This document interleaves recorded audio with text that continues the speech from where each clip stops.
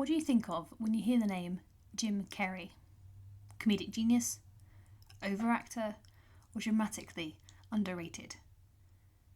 Jim Carrey is like Marmite. You either seem to love him or hate him. Yet, there is one unmistakable skill. He knows how to deliver an exceptional postmodern performance. How? Find out more in this next episode of Frame of Thought. Before considering Carrey's postmodern performance, it's worth acknowledging the social commentary of The Mask. Perhaps unfairly, viewers may not consider comedy as a genre that makes social commentary at all, especially not in the subgenre of slapstick. But that is unfair to the genre and assumes a hierarchy within art. Instead, I want you to consider that comedy can be just as meaningful as drama, if you are willing to look for it. So, what is The Mask about? On the surface, it is about Stanley Ipkiss, played by Jim Carrey, and how his life radically changes after finding and wearing a supernatural mask. However, below the surface, the mask is a metaphor.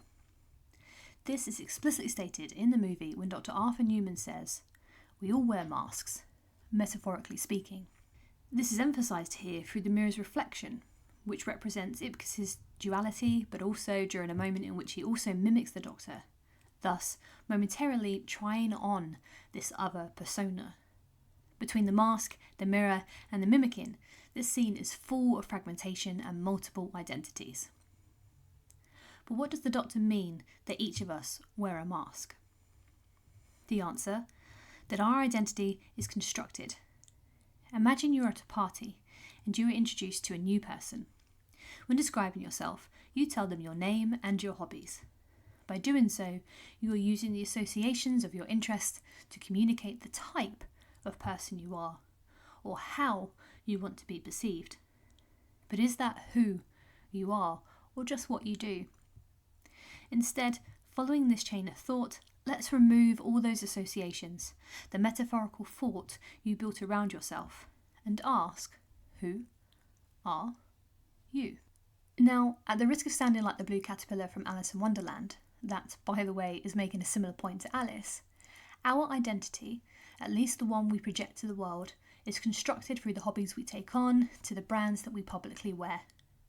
Nowhere is this most evident than in influencer culture, which thrives on the idea of image and lifestyle. To further complicate the concept of each of us metaphorically wearing a mask, there's an argument that we also switch masks for different interactions. We most likely do not talk to our grandmother in the same way we talk to our friends. We adopt a slightly different way of being, suggesting there's an element of fluidity in all our social interactions, only further highlighting how our persona is a construction. Before donning the mask, Stanley Ipkiss is the quintessential example of what Heidegger might call inauthentic existence. He lives according to social roles and expectations, simply a cog in the machinery of modern urban life. Stanley's default identity is shaped entirely by external forces. He doesn't own his being. This is first indicated through the costuming of Carrey in the first scene at the bank. Notice how his tie is not in keeping with the style of the suit. In fact, Tina Carlisle, played by Cameron Diaz, comments almost immediately that it's an interesting tie and draws our attention to it. Then, she says, it is like an ink blot test. This film is calling on the audience to make the connection with Ipkiss's psychology, such as his inner thoughts and desires. When he replies, "It's a power tie," it's meant to make you feel powerful.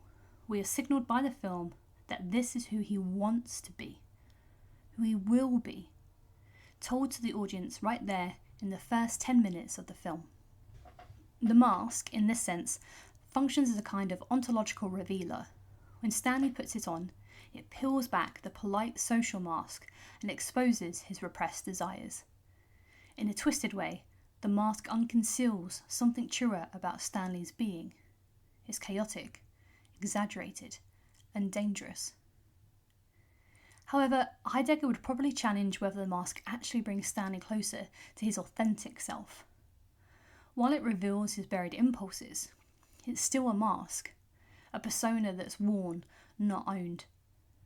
The mask is a shortcut to self-expression, not of deep existential reflection.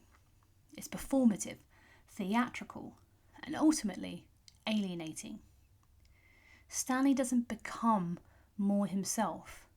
Instead, he becomes an other. If anything, it dramatises the existential gap between what we are and what we pretend to be. In other words, The Mask is a postmodern comedy, but it is also a tragic reminder of how hard it is to be truly, authentically, you. How does this play a part in Carrey's postmodern performance? Firstly, postmodernism loves playing with concepts of identity, especially if it can expose it as constructed and performative. There is no stable I. We are not fixed. Postmodernism thrives on the ability to remix and try on different personas. Narratively, The Mask already does this. But Carrey's performance style enhances this further by embracing fragmentation, intertextuality, and hyperbole, both in his bodily movements and delivery of dialogue. Let's look at the scene in detail. The Mask is being held at gunpoint after disturbing some criminals from robbing a bank by robbing it himself. The character, in any other film, would be deemed to be at risk. However, not here. Instead, Jim Carrey uses slapstick not just for laughs, but as a pointed tool to undermine traditional ideas of power and authority.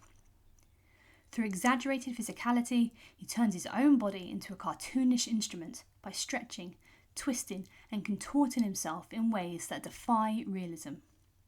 His body becomes a site of resistance where power is not asserted through strength or composure, but disrupted through play. I love how the camera is fixed in this moment, allowing Carrey to fully inhabit the space. This choice invites us to focus on the kinetic precision of his movements, using physical exaggeration as visual language. Then, of course, we cut to close-ups of his face, capturing those hyper-expressive reactions. One particularly striking moment is when he coughs directly into the camera. Carrey looks right at us in a self-aware gesture, as if acknowledging the fakeness of it all. This kind of meta-performance, where the actor appears aware of the camera, is a classic hallmark of postmodernism, because it draws attention to the artifice of the scene and the performative nature of identity. What makes the moment even richer is the film and literary references here. The alteration and combination of references is frequent, echoing the earlier rapid costume changes.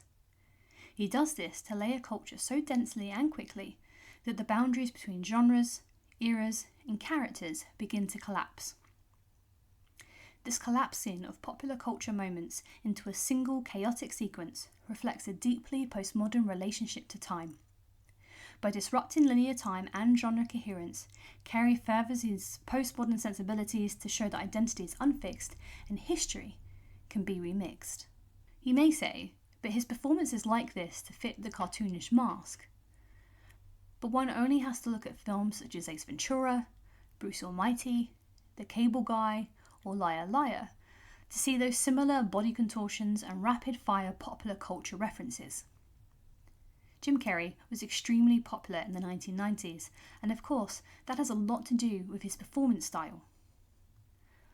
But why do people gravitate so much to his style?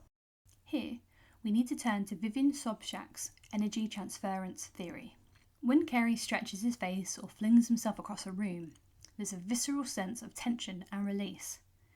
We might tense up, laugh reflexively, or wince because our bodies are mirroring the motion in a subtle and pathetic way. He is a bundle of raw, kinetic energy.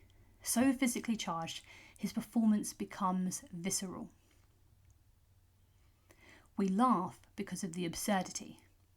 But this cartoonish performance style, present in many of Carrey's work, is the most obvious in The Mask due to the comic book source material and the Looney Tunes which are present often in the film's mise-en-scène and in The Mask's use of cartoon logic. But why are the Looney Tunes so significant to this postmodern performance? Or more accurately, this pastiche in hyperspeed? Bugs Bunny isn't just a cartoon icon. He is arguably one of the earliest and most enduring postmodern characters in popular culture. He is aware that he is a character. He frequently blends genres. He takes control of narratives by commenting on it, editing it, or in Duck Amuck, even drawing it. He is also a bit of an identity shapeshifter and is endlessly referential. Duck Amuck might be the best postmodern animated short in existence.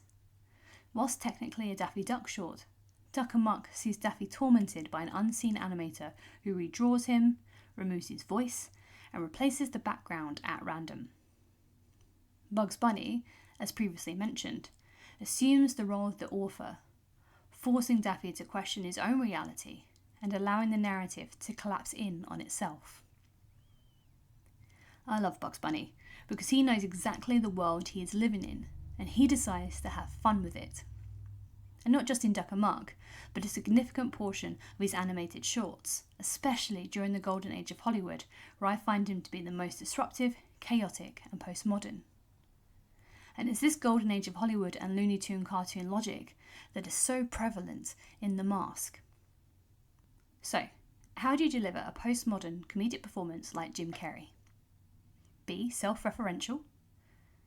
Know popular culture, narrative types, and history to blend time and genre. Be playful and fragmented. And be extremely energetic, ready to spring in any direction. Better yet, watch Jim Carrey in The Mask and let a master show you how it's done. Thank you for watching. Please consider liking and subscribing for more film analysis content.